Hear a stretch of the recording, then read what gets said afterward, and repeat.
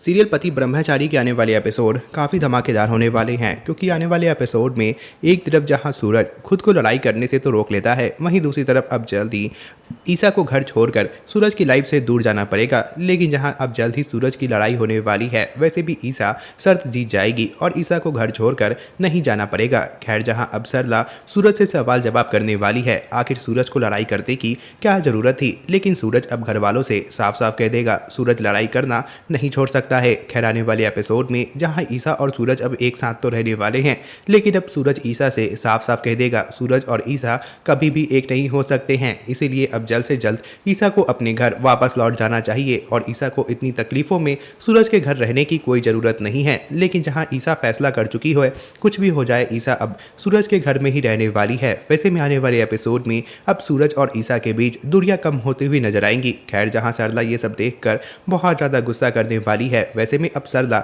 ईसा को घर से बाहर करने के